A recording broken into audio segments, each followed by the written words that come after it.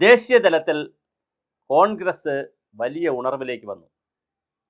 കർണാടകത്തിലെ വളരെ സ്മൂത്തായിട്ടുള്ള ശിവകുമാർ വന്നതും കേരളത്തിൽ വലിയ ഭൂരിപക്ഷത്തിൽ UDF വന്നതുമൊക്കെ അവർക്ക് വലിയ ആത്മവിശ്വാസം ഉണ്ടാക്കി.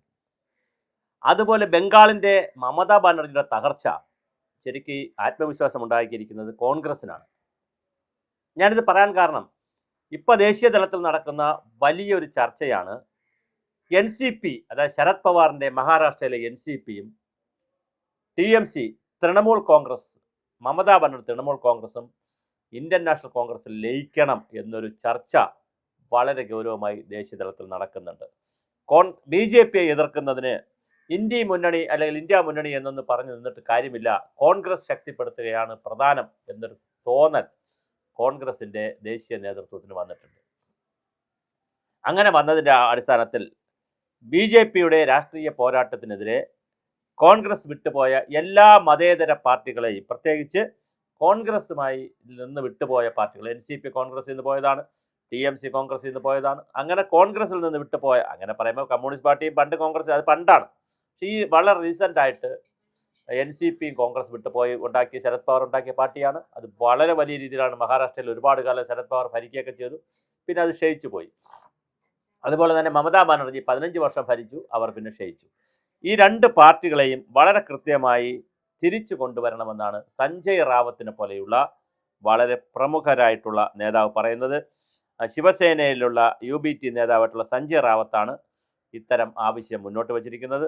NCPയും അതുപോലെ തന്നെ TMCയും വളരെ കൃത്യമായി എവിടെ ചേരണം? കോൺഗ്രസിൽ ചേരണം.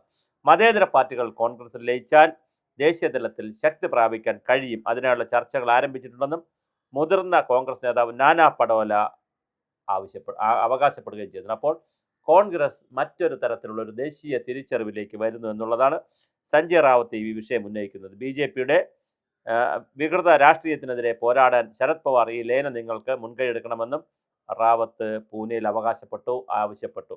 എന്നാൽ ഇത്തരത്തിൽ യാതൊരു ചർച്ചയും നടന്നിട്ടില്ലെന്നാണ് KC വേണുഗോപാൽ ഉൾപ്പെടെയുള്ള കോൺഗ്രസിൻ്റെ നേതാക്കൾ പറയുന്നത്. എന്നാൽ TMC NCP നേതാക്കൾ പറയുന്നത് ലയനവുമായി ബന്ധപ്പെട്ട ഒരു നിർദ്ദേശവും തങ്ങളുടെ പാർട്ടിക്ക് ലഭിച്ചിട്ടില്ലെന്നും ആർക്കും അങ്ങോട്ട് ഇത്തരം നിർദ്ദേശങ്ങൾ നൽകിയിട്ടില്ലെന്നും NCP നേതാവ് സുപ്രിയ സുലെയും വ്യക്തമാക്കിയിട്ടുണ്ട്. സഞ്ജയ് റാവത്ത് തങ്ങൾക്ക് മൂത്ത സഹോദരനെ പോലെയാണെന്നും നിർദ്ദേശങ്ങൾ നൽകാൻ അദ്ദേഹത്തിന് അവകാശമുണ്ടെന്നും സുലേഖ പറഞ്ഞു. എന്തായാലും മമതാ ബാനർജിയെയും അഭിഷേക് ബാനർജിയെയും സോണിയാഗാന്ധി ഉൾപ്പെടെയുള്ളവരെ കണ്ടത് ഇന്ത്യ മുന്നണിയിലെ സജീവ ചർച്ചയാകുന്നതിനിടയിലാണ് ഇത്തരത്തിലുള്ള പുതിയ വാർത്തകൾ വന്നുകൊണ്ടിരിക്കുന്നത്. എന്തായാലും ബംഗാളിലെ തോൽവിക്ക് പിന്നാലെ പിളർപ്പുരൂക്ഷമായ തൃണമൂൽ കോൺഗ്രസിലെ നിലനിൽപ്പ് പ്രതിസന്ധിയിലാണ്. പിളർപ്പിന് പിന്നാലെ NCPക്കും പഴയ ശക്തി ഇല്ലാതായി. അതിനിടയിലാണ് ലയന ചർച്ചകൾ അന്തരീക്ഷത്തിലേക്ക് വരുന്നത്. എന്തായാലും കോൺഗ്രസിനെ സംബന്ധിച്ചിടത്തോളം ഒറ്റയ്ക്ക് ഈ പറയുന്ന 10-30 കക്ഷി 23 കക്ഷികളെ 23 അല്ല 26 കക്ഷികളെ വെച്ചുകൊണ്ടുള്ള ഒരു മുന്നണി ഉണ്ടാക്കി, ഒരു മതേതര ദേശീയ ജനാധിപത്യ സഖ്യം എന്നൊക്കെ പറഞ്ഞ ഒരു മുന്നണി ഉണ്ടാക്കി അത് വെച്ചുകൊണ്ട് ഭരിച്ചുകൊണ്ട് പോവുക എന്ന് പറയുന്നത് എളുപ്പമല്ല. അങ്ങോട്ട് വലിച്ചാൽ ഇങ്ങോട്ട് പോകുന്നവർ, ഇങ്ങോട്ട് വലിച്ചാൽ പിന്നെ എങ്ങോട്ട് പോകുന്നവരുമായിട്ടുള്ള വലിയൊരു ഗ്രൂപ്പാണത്. പരസ്പരം പോരടിക്കുന്ന ഗ്രൂപ്പാണ്. ദേശീയ തലത്തിൽ കോൺഗ്രസും CPM ഒന്നിച്ച് നിൽക്കുമ്പോൾ സംസ്ഥാന തലത്തിലേക്ക് വരുമ്പോൾ ഇവിടെ കേരളത്തിലെത്തുമ്പോൾ അത് ബുദ്ധിമുട്ടാകും. അതിൻ്റെ പേരിൽ കഴിഞ്ഞ ദിവസം തർക്കം വരെ നടന്നു. ഞാൻ നരേന്ദ്രമോദിയെ കെട്ടിപ്പിടിച്ചു, അത് പ്രധാനമന്ത്രി എന്നുള്ള നിലയിലാണ്. പക്ഷേ കേരളത്തിൽ CPMവുമായി ഞങ്ങൾ തുല്യ അകലത്തിൽ നിൽക്കുന്നത് കൊണ്ട് പിണറായി വിജയനെ കെട്ടിപ്പിടിക്കാൻ കഴിയില്ല എന്നാണ് രാഹുൽ ഗാന്ധി വരെ സാന്ദർഭ്യമായി പറഞ്ഞു. അപ്പോൾ വളരെ ഇങ്ങനെ കെട്ടിപ്പിടിക്കാന്ന് പറഞ്ഞൊരു ഹഗ് ചെയ്യുക എന്നുള്ള അർത്ഥത്തിലാണ്. പക്ഷെ എന്തായാലും വളരെ വലിയ രാഷ്ട്രീയ പോരാട്ടമാണ് ഡൽഹിയിൽ കാണുന്നത്.